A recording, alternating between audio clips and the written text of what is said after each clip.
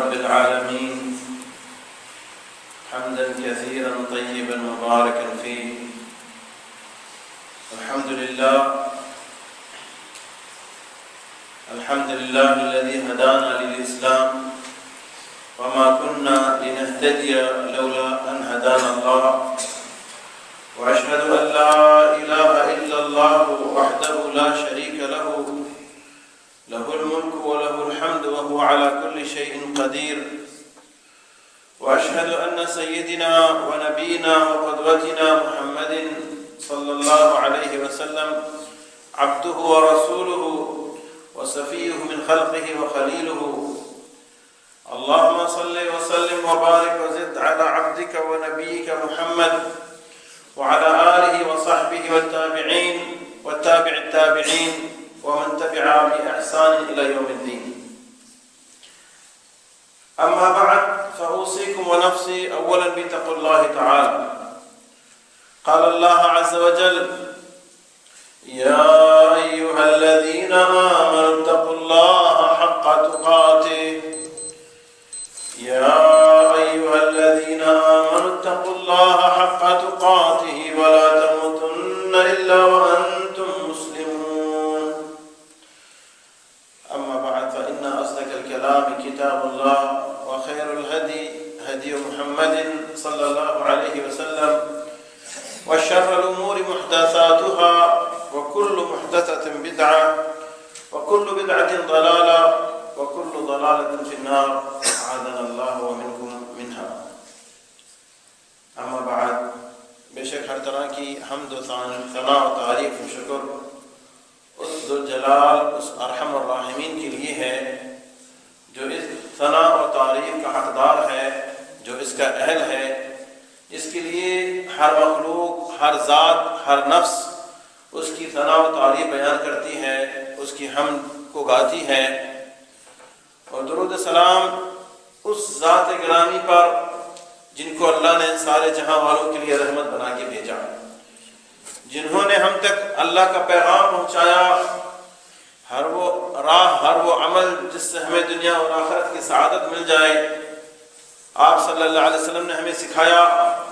اور ہر وہ عمل جس سے ہم دنیا میں بد نصیب ہو جائیں، دنیا میں ذلیل ہو جائیں اور آخرت میں اللہ کی پکڑ میں آئیں، اللہ کے نبی علیہ السلام نے ہمیں اس سے متنبہ کیا، ڈرایا، چونکایا. اللہ آپ صلی اللہ علیہ وسلم کی ذات پر بے حد و بے شمار درود و سلام بھیجے اور ہمیں کما حقہ آپ صلی اللہ علیہ وسلم کی اتباع اور اطاعت کی توفیق عطا فرمائے. الحمدللہ میرے بھائیوں کہ اللہ نے ہمیں یہاں جمع کیا ہے. یہ اللہ سے دعا ہے کہ اللہ اس مجلس کو ہمارے لیے اپنی برکت اور رحمت والی مسجد بنائے. اس مجلس میں کہنے سننے والے کو ہم جو کہتے ہیں، سنتے ہیں، حق بات کہنے کی توفیق دے. اللہ ہمیں علم اور حکمت سے نواز دے اور میرے اور آپ کے لیے ان باتوں کو اصلاح اور فلاح اور نجات کا سبب بنا دے. اللہم آمین. میرے بھائیوں، آج کا موضوع ہمیں بہت اہم موضوع ہے، بہت اہم چیز کی تربیت دیتا ہے، اور وہ موضوع ہے شکر العمال، یعنی مزدوروں کا شکریہ ادا کرنا، مزدوروں کی قدر کرنا، ان کی قدردانی کرنا. بے شک ہمارا اللہ ارحم الراحمین ہے، پاک صفاتوں والا ہے، اس کی ذات عالی ہے، اس کی صفات پاک ہیں. یہ اللہ کی صفتوں میں سے ایک صفت ہے کہ اللہ رب العزت شکور ہیں، قدردان ہیں، بندے کی نعمتوں کو قدر کرنے والے اور اس کا شکریہ ادا کرنے والے ہیں. قرآن پاک کی مختلف آیتوں میں اللہ رب العزت نے فرمایا: ان ربک غفور شکور، یقیناً آپ کا پروردگار بخشنے والا اور قدردان، شکر کرنے والا ہے. بہت ساری آیتوں میں اللہ نے اپنی اس صفت کا ذکر فرمایا، اور اللہ رب العزت نے قرآن پاک میں بھی بہت سارے اپنے نیک بندوں کے بارے میں بھی فرمایا کہ جنہوں نے اللہ کے حکم کے اوپر عمل کیا، اللہ کے قانون کے مطابق زندگی بسر کیا، اللہ کے دین کی نشر و اشاعت کی، اللہ کے شکر گزار بندے بن کے رہے. تقریباً سارے ہی انبیاء علیہ السلام اس فہرست میں اول ہیں. اللہ رب العزت قرآن پاک میں اپنے بندے حضرت داؤد علیہ السلام کے بارے میں فرماتے ہیں کہ اذکر عبدنا داؤد، ہمارے بندے داؤد کو یاد کیجئے، انہ کان عبدا شکورا، وہ بڑے شکر گزار بندے تھے۔ اللہ رب العزت نے ان کی شکریہ کا بدلہ دنیا میں بھی عطا فرمایا، ان کی نعمتوں کا، ان کی اس رب کے قدر کرنے کا بدلہ دنیا میں بھی عطا فرمایا۔ دنیا میں بھی اللہ نے انہیں دولت بھی دی، نبوت بھی دی، بے شمار انعام عطا فرمائے، اور آخرت تک کے لیے عزت بھی رکھا۔ اللہ نے ان کی تعریف کرتے ہوئے قرآن پاک میں فرمایا کہ نعم العبد، بہت بہترین بندہ ہے ہمارا، بڑا نیک پرہیزگار بندہ ہے، انہ اواب، وہ اپنے رب کی طرف مائل ہونے والا ہے۔ اور ہمارے نبی علیہ الصلوۃ والسلام کے زبان اطہر پہ بھی آپ صلی اللہ علیہ وسلم کی تعریف ہوئی۔ آپ صلی اللہ علیہ وسلم نے فرمایا کہ افضل الصیام صیام داؤد علیہ السلام، وافضل القیام قیام داؤد علیہ السلام، روزے میں سب سے بہترین روزہ رکھنے والے داؤد علیہ السلام ہیں، تہجد میں سب سے بہترین تہجد پڑھنے والے داؤد علیہ السلام ہیں۔ اور بہت ساری آیتوں اور حدیثوں میں اللہ رب العزت نے داؤد علیہ السلام کے اور انبیاء کی بھی ان کی شکر گزاری کا، ان کی اللہ کی نعمت کو پانے کے بعد اس کی قدر کرنے کا اللہ نے خود بھی قدردانی کی اور ان کی تعریف فرمائی۔ مومن کو بھی چاہیے کہ وہ اللہ کا شکر گزار بندہ رہے۔ ہمارے نبی علیہ الصلوۃ والسلام بھی دعا کرتے تھے، اللہم اجعلنی لک شکارا لک ذکارا، اے پروردگار مجھے اپنا شکر گزار بندہ بنا۔ شکر گزاری تو ہر حال میں، ہر وقت جو ہونی چاہیے، ہر شے میں ہونا چاہیے۔ اپنے رب کا بھی شکر گزار ہونا چاہیے، زبان سے بھی شکر گزار ہونا چاہیے، دل سے بھی شکر گزار ہونا چاہیے، اعمال سے بھی شکر گزار ہو، آنکھیں بھی شکر گزار ہو، کان بھی شکر گزار ہو، زبان بھی شکر گزار ہو، پیٹ بھی شکر گزار ہو، ہاتھ پیر بھی شکر گزار ہو۔ ان سب کی شکر گزاری اللہ کے نبی صلی اللہ علیہ وسلم نے ہمیں سکھائی ہے، ہر چیز کے بارے میں ہمیں بتایا ہے۔ لیکن خاص طور پر آج جو ہمارا موضوع ہے وہ شکر العمال ہے، مزدوروں کی، عاملوں کی، ورکروں کی، ان کی شکر گزاری کرنا۔ اور ہمارے نبی علیہ الصلوۃ والسلام فرماتے ہیں کہ من لم یشکر صغیر لم یشکر کبیر، جو چھوٹوں کی شکر نہیں کرتا وہ بڑوں کی شکر نہیں کر سکتا، جو تھوڑے پہ شکر نہیں کرتا، فرماتے من لم یشکر القلیل لم یشکر الکثیر، جو تھوڑے پہ شکر نہیں کر سکتا وہ بڑوں پہ بھی شکر نہیں کر سکتا۔ بعض چھوٹی ذات کو بھی اللہ نے بڑی ذات سے جوڑا ہے، اپنی ذات سے جوڑا ہے۔ اللہ نے قرآن پاک میں والدین کے حقوق بتاتے ہوئے فرمایا کہ انشکر لی والی والدیک الی المصیر، میرا شکر کر اور اپنے والدین کا شکر کر، اور اپنے والدین کا شکر کر۔ ایک کی شکر گزاری کر کے دوسرا نہیں کرے گا تو اللہ کے پاس وہ مقبول نہیں ہے۔ انسان ہر کسی کی شکر گزاری کرے۔ اللہ ہمیں ان باتوں کو سمجھنے اور شکر گزاری ادا کرنے والوں میں بنا دے۔ میرے بھائیوں، پہلے کہ میں اس بات کو سمجھاؤں، میں چاہتا ہوں کہ کچھ باتوں کے بارے میں سرسری ذکر کرتے ہوئے جاؤں۔ خاص طور پر ہمارا یہ ایریا، یہ انڈسٹریٹ ایریا ہے، صنعیہ ہیں، سارے ورکرز اور کمپنی اور کام کرنے والے ہیں، کمپنیاں ہیں، کارخانے ہیں، ورکر کام کرنے والے، مزدور اور مالک، یہ دونوں ہی یہاں نظر آتے ہیں۔ ان کے حقوق کے معاملے میں کچھ باتیں بتانا جو ہے میں ضروری سمجھوں گا، اور اس کے ضمن میں یہ بات میں کہہ دوں، یہ بات میں نے پہلے بھی ذکر کیا تھا کہ یہ حقوق العباد ہے، اور حقوق العباد معاف نہیں کیا جائے گا۔ حقوق العباد معاف نہیں کیا جائے گا جب تک کہ اس حق کو ادا نہ کیا جائے، اس کے بارے میں معافی نہ طلب کیا جائے۔ انسان کے پاس جتنی نعمتیں، جتنی چیزیں ہوں، ایک حدیث میں پڑھ رہا تھا، نبی علیہ الصلوۃ والسلام فرماتے ہیں کہ مومن مسلمان جب پل صراط سے گزریں گے، قریب ہوگا کہ پل صراط پار ہو جائے، وہاں ایک جگہ ہے، وہاں اللہ تعالیٰ روک دے گا۔ اللہ رب العزت فرمائیں گے کہ مجھے اپنی عزت اور جلالت کی قسم کہ میں کسی جنتی کو جنت میں تب تک جانے نہیں دوں گا، یا کسی جہنم کو جہنم کا فیصلہ تب تک نہیں کروں گا جب تک کہ جنتیوں سے جہنمیوں کے حق نہ دلوا دوں، اور جب تک جنتیوں کو جہنمی کا حق نہ دلوا دوں۔ یہ حقوق العباد جب تک ادا نہیں ہوں گے، کسی کا فیصلہ نہیں ہوگا، کوئی جنت میں داخل نہیں ہوگا۔ عباد بہت ہی اہم ہے میرے بھائیوں، اور آج خاص طور پر جو ہمارا موضوع مزدوروں کے بارے میں ہے، ان کا موضوع تو بہت ہی اہم ہے۔ پہلے ایک چھوٹی سی بات کرتے ہوئے جاؤں، اللہ رب العزت فرماتا ہے سورۃ زخرف میں آیت نمبر 32 میں، اللہ فرماتا ہے اَهُمْ يَقْسِمُونَ رَحْمَةَ رَبِّكَ نَحْنُ قَسَمْنَا بَيْنَهُمْ مَعِيشَتَهُمْ فِي الْحَيَاةِ الدُّنْيَا وَرَفَعْنَا بَعْضَهُمْ فَوْقَ بَعْضٍ دَرَجَاتٍ لِيَتَّخِذَ بَعْضُهُم بَعْضًا سُخْرِيًّا وَرَحْمَةُ رَبِّكَ خَيْرٌ مِّمَّا يَجْمَعُونَ۔ اللہ رب العزت نے اس میں کفار کے بارے میں کچھ اعمال ذکر کرنے کے بعد فرمایا کہ اَهُمْ يَقْسِمُونَ رَحْمَةَ رَبِّكَ، اللہ کی رحمت کو، اللہ کی طرف سے نبوت و رسالت جو اللہ جس کو نوازتے ہیں، یہ چاہتے ہیں کہ یہ اپنے مرضی سے اس کو کسی کو حقدار بنا دیں۔ اَهُمْ يَقْسِمُونَ رَحْمَةَ رَبِّكَ، کیا یہ اللہ کی رحمت کو یہ تقسیم کرنے والے ہیں؟ نَحْنُ قَسَمْنَا بَيْنَهُمْ مَعِيشَتَهُمْ فِي الْحَيَاةِ الدُّنْيَا، ہم نے ان کے درمیان ان کی معیشت، ان کی روزی، ان کا رزق جو ہے دنیا میں بانٹ دیا ہے۔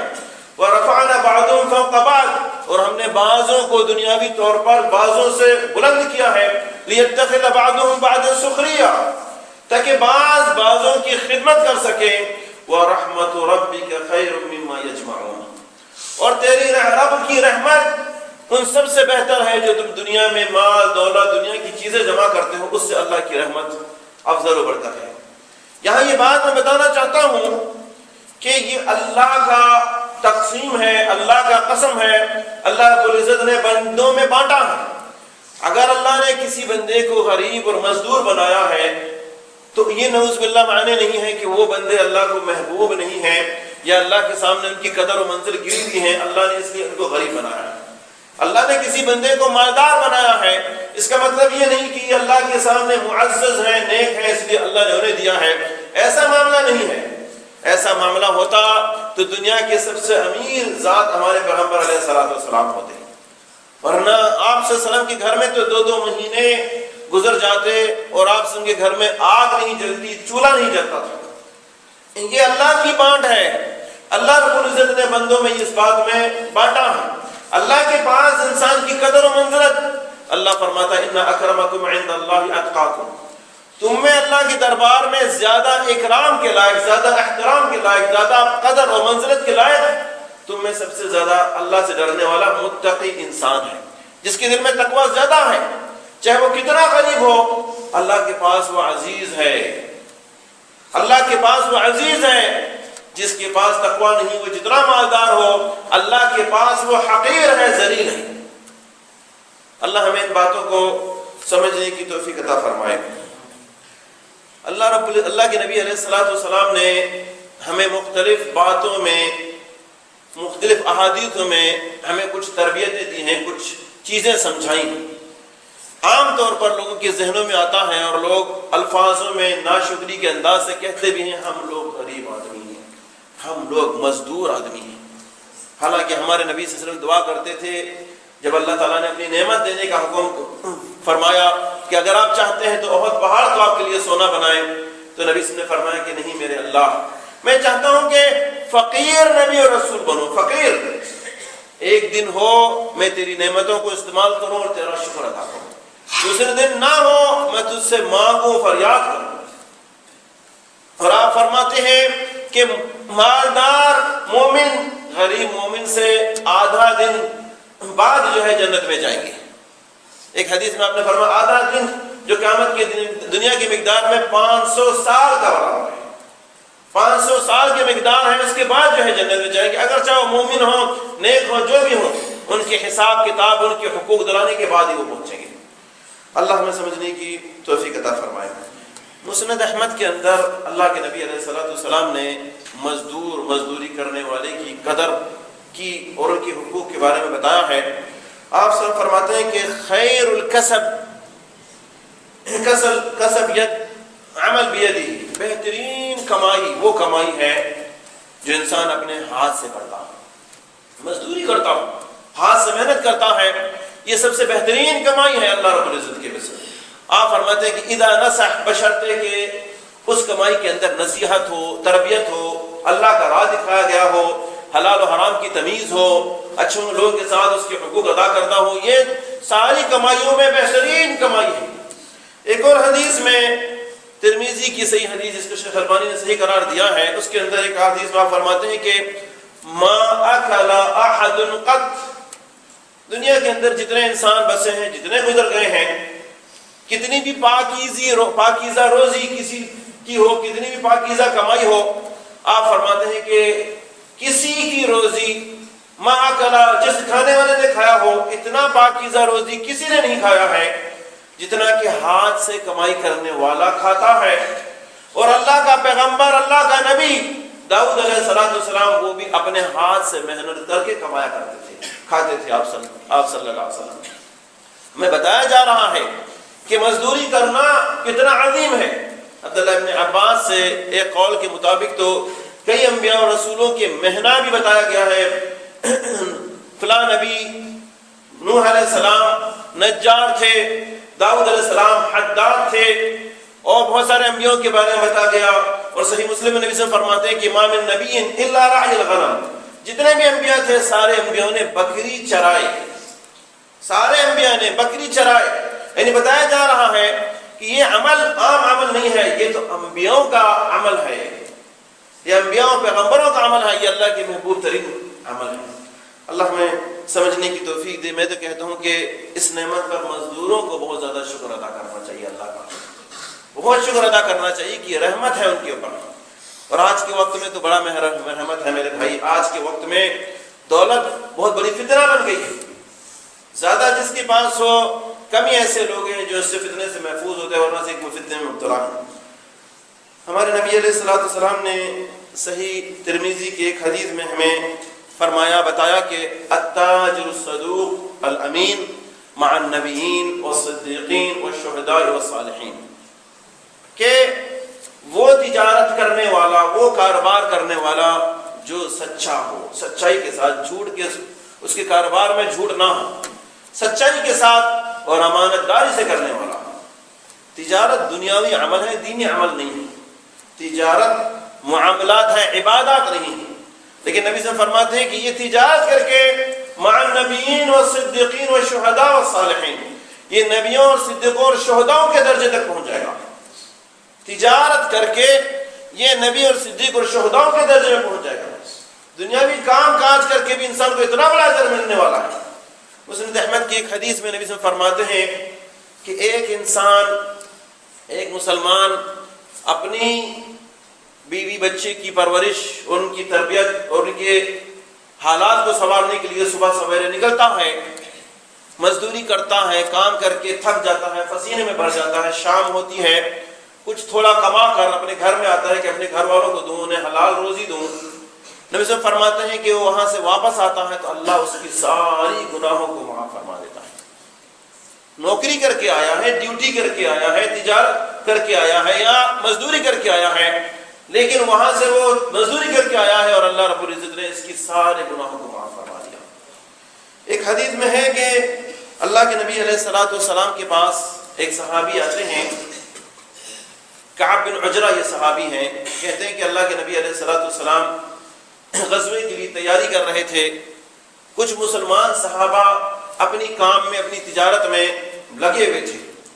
میں اللہ کے نبی کی خدمت میں گیا تو ان صحابوں کو کام کرتے ہوئے دیکھا کہ دنیاوی کام کر رہے ہیں، تو میں نے دیکھا بڑے تیز ہیں، نشید ہیں، چستگی کے ساتھ، بڑی تیزی کے ساتھ، ہمت دلیری کے ساتھ کام کر رہے ہیں۔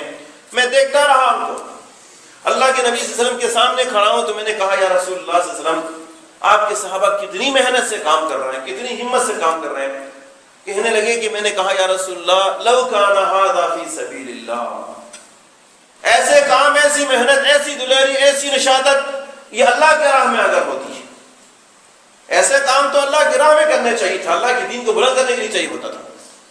ہمارے نبی علیہ السلام نے انہیں فرمایا، آپ فرمانے لگے کہ اگر یہ اپنے بچوں کی پرورش، ان کے کھانے پینے، ان کی تربیت کے لیے محنت کر رہا ہے کہ میں کچھ کما کے اپنے بچوں کی اچھی پرورش کروں، آپ فرمانے لگے فَهُوَ فِي سَبِيلِ اللَّهِ، وہ اللہ کے راہ میں کر رہا ہے۔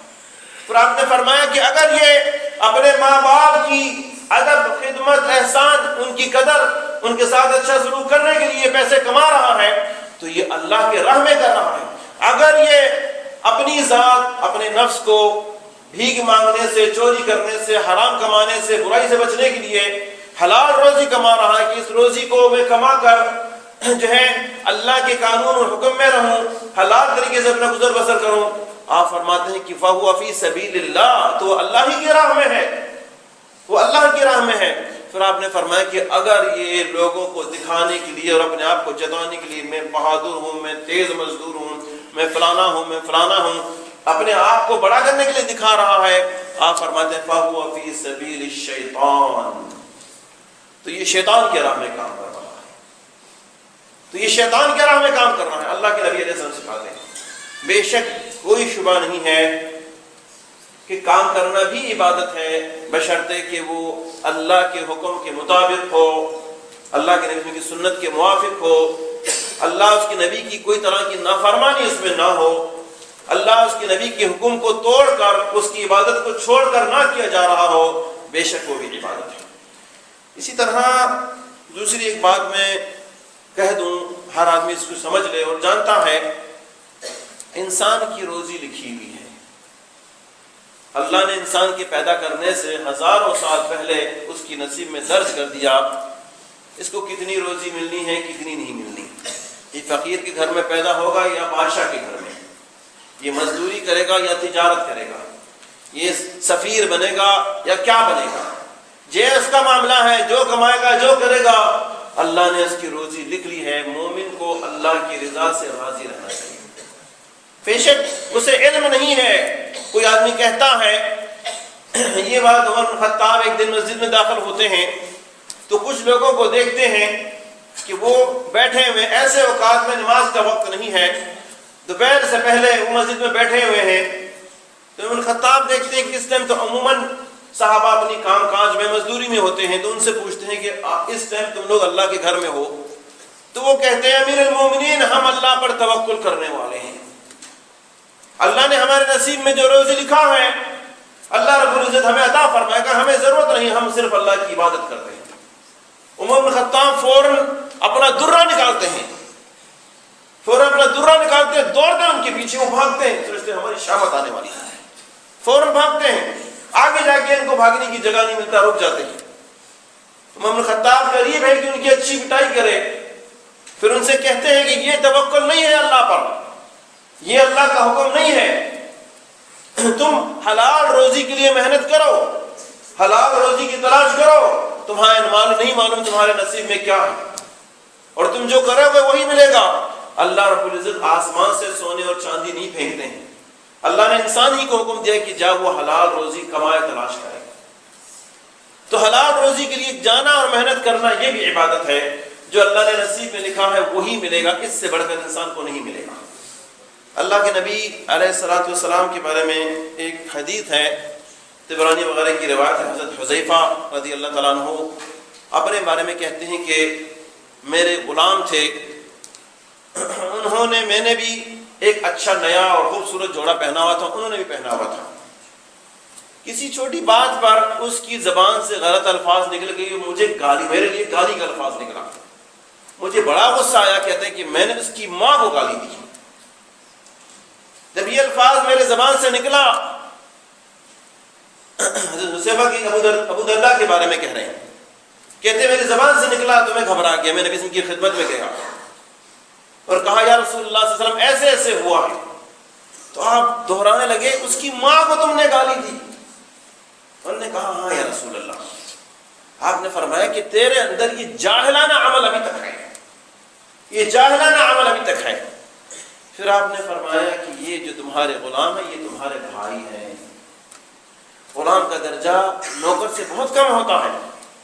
اللہ کے نبی سے فرماتے یہ تمہارے غلام ہیں، یہ تمہارے بھائی ہیں.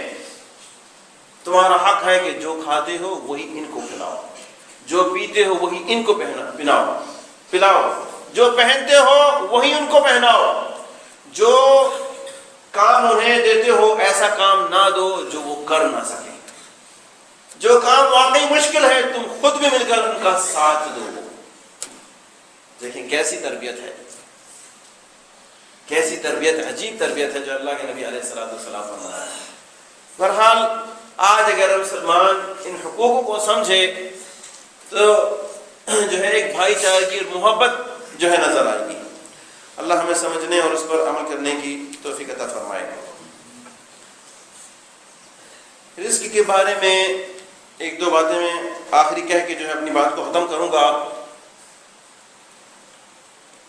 اللہ کے نبی علیہ الصلوۃ والسلام نے ایک حدیث میں فرمایا کہ جیسے انسان کے اجل اس کے پیچھے ہے، اس کی موت اس کے پیچھے ہے، اس کا ایک وقت مقرر ہے، اسے نہیں پتا وہ کب اس کی وقت آ جائے اور کب اس کی اجل پوری ہو جائے، کب اس کو موت لے لے۔ آپ فرماتے ہیں اس سے زیادہ اور اس سے زیادہ تیز جو ہے اس کی روزی اس کے پیچھے ہے۔ جو نصیب میں روزی ملی ہے اس کو پائے بغیر اس کو موت نہیں آئے گی۔ جو نصیب میں مل لکھی ہے وہ ملے گی۔ ایک حدیث میں آپ نے فرمایا کہ جیسے اجل پیچھے ہے ویسے موت پیچھے، جیسے موت پیچھے ہے ویسے روزی پیچھے ہے۔ ایک حدیث میں کہ اکثر اس سے بڑھ کر ہے، تمہاری روزی تمہارے ایسے ساتھ لگی ہوئی ہے، اس سے زیادہ تیرے ساتھ لگی ہوئی جو تمہارے اجل سے بھی زیادہ ہو۔ یہ نہ سمجھو کہ تم سے روزی چھوٹ جائے گی تم اس کے ساتھ۔ پھر آپ صلی اللہ علیہ وسلم نے اس حدیث میں فرمایا اور اللہ کی طرف سے تمہارے پر آزمائش کا آنا کہ تمہارے روزی کا کم ہونا یا کم ہو کے آنا کہیں تمہیں اس بات پر آمادہ نہ کر دے کہ تم حرام کما کے جو ہے اپنی روزی کو کمانے لگو، حرام کے ذریعے جھوٹ بول کے دھوکہ دے کے کہ بھئی کاروبار ڈم ہو رہا ہے، بزنس گر رہا ہے نیچے، پیسے نہیں مل رہے ہیں، پیسے پھنسے ہوئے ہیں، یہ معاملہ ہو رہا ہے۔ یہ نہیں کہ تم جھوٹ بولو، رشوت اور سود اور حرام اور دوسرے طریقے سے نہیں، جو اللہ نے لکھا وہی ملے گا، اس سے بڑھ کر نہیں ملے گا، اس سے بڑھ کر نہیں ملے گا، جو تمہاری نصیب ہے اس سے بڑھ کر نہیں ملے گا۔ آپ نے فرمایا کہ حرام کہیں اللہ کی روزی کو روکنا اور کم تمہارے پاس آنا تمہارے حرام کے ارتکاب کا سبب نہ بن جائے۔ پھر آپ فرماتے ہیں کہ جو اللہ کے پاس روزی ہے اور برکت ہے تمہارے لیے وہ اللہ کی اطاعت ہی سے ہی حاصل کی جا سکتی ہے۔ یہ باتیں چھوٹی ہیں لیکن بہت عظیم باتیں ہیں میرے بھائی، عقل مندوں کے لیے ان باتوں میں تربیت اور نصیحت ہے۔ اللہ ہمیں سمجھنے کی توفیق دے۔ ایک اور حدیث میں بھی اس طرح ہے کہ ایک صحابی نبی علیہ الصلوۃ والسلام کی خدمت میں پیش ہوتے ہیں تو جیسے آ کے بیٹھتے ہیں نبی سے ان کو بلاتے ہیں، آپ کے پاس کھجور ہوتا ہے، کھجور کا گچھا آپ اس کے ہاتھ میں دیتے ہیں کہ یہ لو۔ وہ صحابی کہتے ہیں یا رسول اللہ مجھے اس کی ضرورت نہیں ہے۔ آپ فرماتے ہیں کہ لے لو۔ ایک حدیث میں کہ لولا جئت بہ لآتیک، اگر آپ نہیں آتے اس کو لینے تو اللہ اس کو آپ کے پاس بھیج دیتا۔ اگر آپ خود نہیں آتے اس کو لینے تو اللہ بھیج دیتا ہے، تمہارے نصیب کا ہے، یہ تمہارا ہے، اسے کوئی اور تم سے نہیں چھین سکتا، تمہاری ہی شے ہے، تمہاری چیز ہے، اللہ نے لکھ رکھی ہے، تمہیں ہی مل کے رہے گی۔ بہرحال انسان جب یہ چھوٹی چھوٹی باتوں کو انسان سمجھتا ہو، نصیب کے اوپر، اللہ کی تقدیر کے اوپر ایمان ہو، جو روزی لکھا ہوا ہے اس سے بڑھنے یہ باتوں کو سمجھتا ہو تو اس کو ضرورت نہیں ہوتی حرام کی طرف جانے، گناہ کے کام کرنے۔ پھر وہ اللہ کی نعمت کو خود قدر کرنے لگ جاتا ہے، خود شکر کرنے لگ جاتا ہے۔ آج جو انسان حرام کی طرف جا رہا ہے کسی طرح کے دھوکہ دے کے، ظلم کر کے، حق کھا کے، جھوٹ بول کے، رشوت لے کے، سود لے کے، بے شمار طریقے سے آج یہ بات کہہ دوں ایک امانت کے طور پر، اب اس کی تفصیل نہیں کر سکتا لیکن میں اختصار بتا دوں، بہت سارے ایسے بھائی ہیں جو سمجھتے ہیں کہ انشاءاللہ ہم جو ہے حرام سے بچ کر زندگی بسر کر رہے ہیں، حلال کے حکم کر رہے ہیں، لیکن وہ بھی بہت طریقے سے حرام کی مرتکب ہیں، انہیں پتہ ہی نہیں۔ مسلمان کو چاہیے کہ اپنی روزی جو وہ کما ہے اس کے بارے میں تحقیق کرے، قرآن و حدیث کا مطالعہ کرے، معلومات کرے کہ کیا یہ سب حلال ہی ہے، میں جس معاملہ جس طرح کر رہا ہوں یہ حلال ہی ہے، اس بات کو جو ہے سمجھے ضرور اور حلال روٹی تلاش کرے۔ اللہ کے نبی علیہ الصلوۃ والسلام نے اسی طرح ایک تیسری بات جو ہمیں سمجھائی ہے کہ انسان اللہ پہ توکل کرے، حلال روزی کے لیے تلاش کرے اور ظلم کرنے سے بچے، اس کے اور اس کے حقوق کو لے کر، اس کے اور اس کی تنخواہ کو کاٹ کر، اس کے اور اس پر زیادتی کر کے وہ یہ نہ سمجھے کہ اس کا روزی بڑھ جائے گا، نصیب جو لکھا ہے وہی ملے گا، لیکن یہ بہت بڑا ظلم ہے، بہت بڑا ظلم ہے۔ اللہ کے نبی صلی اللہ علیہ وسلم فرماتے ہیں الظلم ظلمات یوم القیامہ، ظلمات اندھیری کی شکل میں ہوگی قیامت کے دن۔ آج یہاں ہم بیٹھے ہیں، ہمارے سب بھائی ہیں، کچھ لوگ مزدور ہیں اور کچھ لوگ ان کے سردست ہیں، ان کے اوپر، ان کے سر پہ ان کا ہاتھ ہے، یعنی ان کی روزی کا سبب ہے۔ اللہ سب ہمارے بھائیوں کو برکت سے نواز دے، ان کی روزی، ان کی جان، ان کی مال، ان کی ایمان میں برکت دے، دنیا اور آخرت کی ساری خیر سے نواز دے۔ لیکن اکثر میں یہاں ایک امام کی حیثیت سے میں یہ بات بتا رہا ہوں کہ اکثر یہاں بلکہ پوری دنیا میں جو ائمہ مساجد ہیں وہ سمجھتے ہیں کہ مزدوروں کی شکایتیں بہت آتی ہیں، اکثر مزدوروں کی شکایتیں آتی ہیں، اور کچھ ایسے بھی لوگ ہیں کہ روتے ہوئے اپنے مالک کی شکایت کرتے ہیں، کچھ ایسے بھی لوگ ہیں ان کے لیے الفاظ کہتے ہیں کہ یہ ظالم ہے، اللہ کی قسم قیامت کے دن اس کو چھوڑوں گا نہیں، میں قیامت کے دن اس کو چھوڑوں گا نہیں۔ ایک چھوٹا سا واقعہ ابھی 2-3 دن پہلے میں نے کتاب میں بڑا عجیب واقعہ ہے۔ ایک شخص ایک راستے کے بیچ میں ایک جگہ سنا ہوا ہے، کھڑا ہوا ہے، اس کی ہاتھ کٹی ہوئی ہے، اور لوگوں کو اشارہ کر کے بول رہا ہے کہ میرے بھائی یہاں آ جاؤ، میرے قصے کو سن لو، تم کبھی دنیا میں کسی پر ظلم نہیں کرو گے۔ کہہ رہا ہے کہ میرے قصے کو سن لو، کبھی تم دنیا میں کسی کے اوپر ظلم نہیں کرو گے۔ کچھ لوگ جمع ہوتے ہیں کہ کیا قصہ ہے تمہارا، کون ہو تم، کیا بات ہے، اس کو غور سے سنیں میرے بھائی، غور سے سنیں اور سوچیں، اللہ کرے کہ یہ معاملہ ہمارے ساتھ نہ ہو۔ بعض حضرات جو آج اپنے ورکروں پہ طرح طرح کے ظلم کرتے ہیں، یہ بہت ہوتا ہے، انہیں اپنے بارے میں سوچنا چاہیے، اور یہ دنیا کا معاملہ ہے، آخرت میں کیا ہوگا یہ بھی سوچ لیں۔ یہ شخص کہتے ہیں کہ میں فلاں فلاں نام کا ایک پولیس آفیسر تھا، اللہ نے مجھے عزت دی تھی، سب کچھ دی تھی۔ ایک مرتبہ میں نے ایک شخص کو دیکھا، اس نے ایک مچھلی پکڑا تھا تازہ، اس کو مچھلی بڑا سا مل گیا تھا، میں نے مچھلی کو دیکھا، میں نے دیکھا یار بڑا فریش اچھا مچھلی ہے، میں اس کے پاس گیا کہ یہ مچھلی کہاں سے لایا ہو تم؟ اس نے کہا سر جی میں ابھی پکڑ کے لایا ہوں۔ اس نے کہا یہ مچھلی مجھے دے دو۔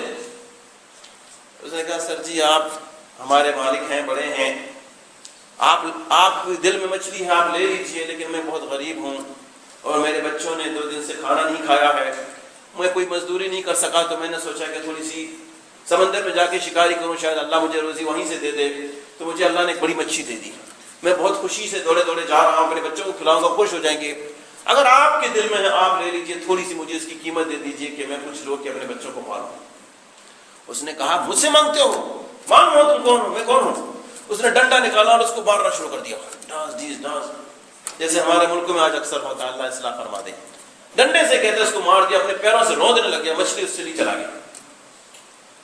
وہ شخص کہتا ہے کہ میں لے کے اس کو جا رہا تھا کہ مچھلی کا ایک کانٹا میرے ہاتھ میں گھس گیا، اس کانٹے نے میرے ہاتھ میں ایسی درد دے دی، بولے میں گھر تک پہنچا تو میں اس درد میں تڑپنے لگ گیا، مچھلی میں نے رکھی، فوراً میرے بچے مجھے ہاسپٹل لے گئے، فوراً ڈاکٹر نے چیک کیا، بولا کہ یہ تو پورا زہر پھیل گیا اس کی ناخنوں میں، لازماً یہ ناخن کاٹنا پڑے گا۔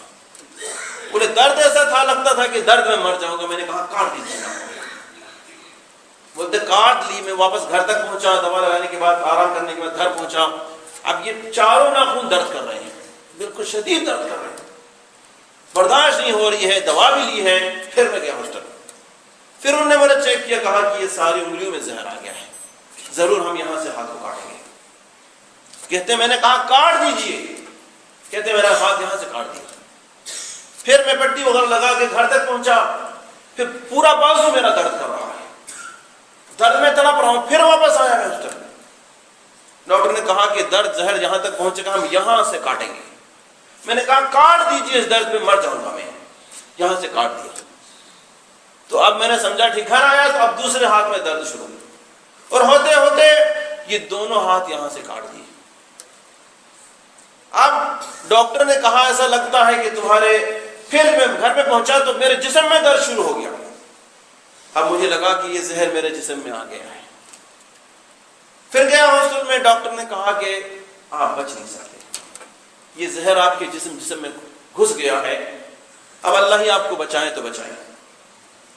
کہتے میں رونے لگا، میں اللہ سے مانگنے لگا، تو میرے پڑوسی بھی کچھ جمع ہو گئے تھے، بولا کیا بات ہے، 2 دن پہلے آپ ٹھیک تھے، اچانک یہ کیا بات ہوگی کہ انگلی کاٹ دی، ہاتھ کاٹ دی، یہ ہاتھ کاٹ دی، وہ ہاتھ کاٹ دی؟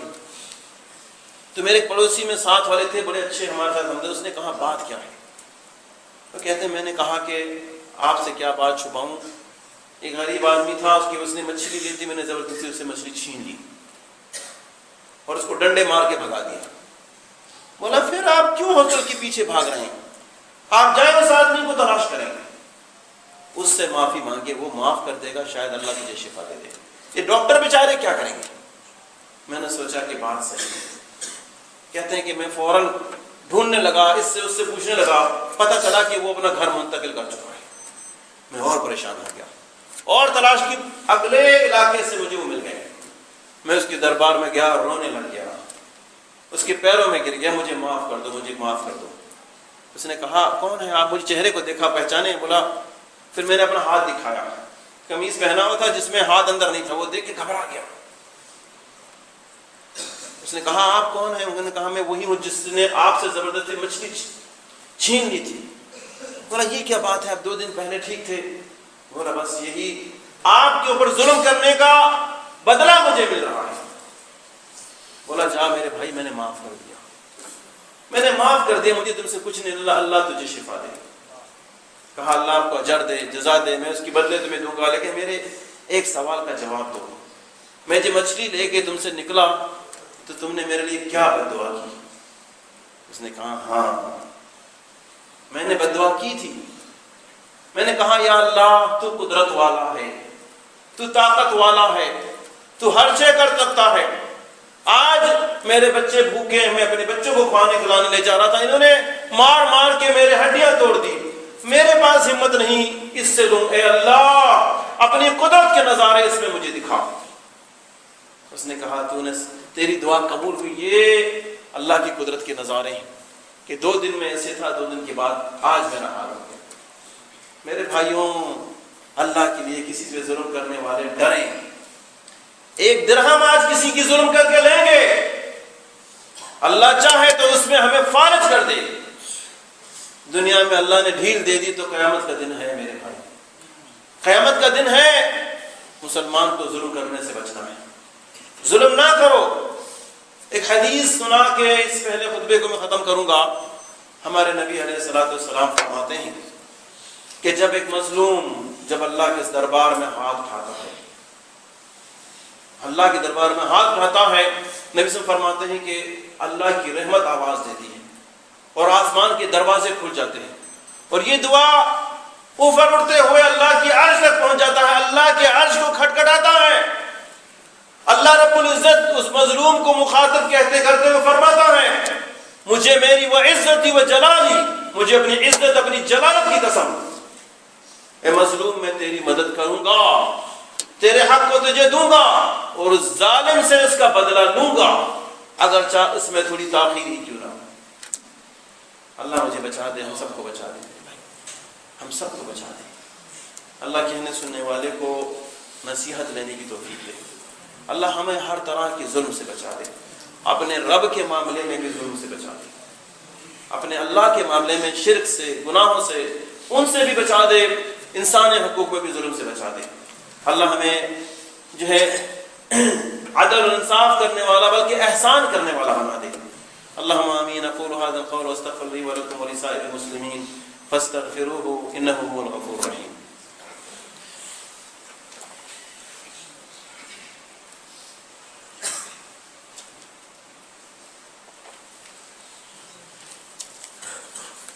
الحمد لله وكفى والصلاة والسلام على عباده الذين اصطفى أما بعد۔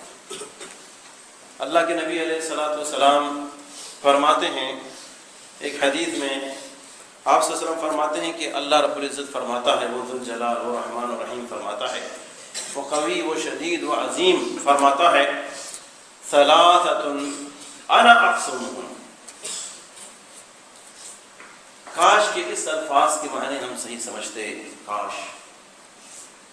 کاش کہ ہمارے دل میں اپنے رب کا خوف ہوتا تو یہ الفاظ کافی تھا ہم سب کی روندوں کو کھڑے کرنے کے لیے، یہ الفاظ کافی تھا ہم سب کی روندوں کو کھڑے کرنے کے لیے۔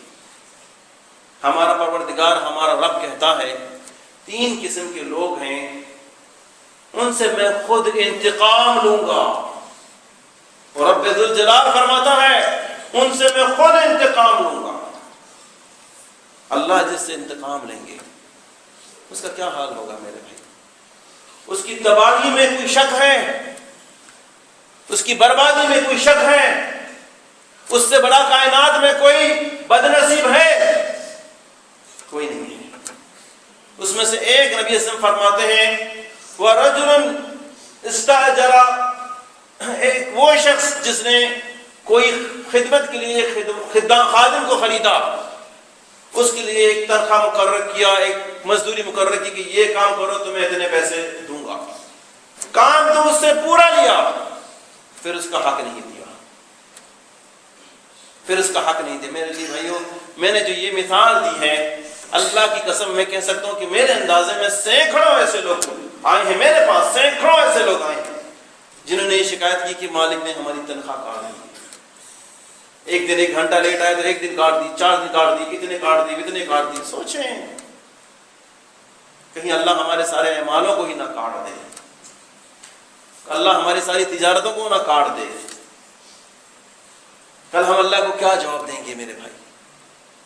ہمیں اللہ نے رحمت کی ہمارے اوپر کہ ہم کسی کے زیر، کوئی ہمارے زیر دست ہے، ہمارے حکم پر، ہمارے طریقے پر، ہمارے بتائی اس پہ کام کر رہا ہے، ہمیں کما کے دے رہا ہے. اگر چاہنے لیے بھی کر رہا ہے ہمیں کما کے دے رہا ہے. ہم اس پہ ظلم کرتے ہوئے اللہ سے ڈریں، ظلم کرتے ہوئے اللہ سے ڈریں، کیونکہ اس کا انتقام اور رب کائنات خود لیں گے اس سے. اللہ ہمیں سمجھنے کی توفیق عطا فرمائے. آخری بات جو میں کہنا چاہوں گا میرے بھائی وہ یہی ہے کہ شکر گزاری، اور یہ معاملہ اب مزدور اور عامل دونوں کا ہے. اللہ کے نبی علیہ الصلوۃ والسلام کے پاس ایک صحابی آتے ہیں، یہ مسند احمد کی حدیث ہے. آ کے کہتے ہیں یا رسول اللہ صلی اللہ علیہ وسلم میرے 2 خادم ہیں. یہ حدیث پہلے بھی میں نے کئی بار سنائی، اور سے سنیں.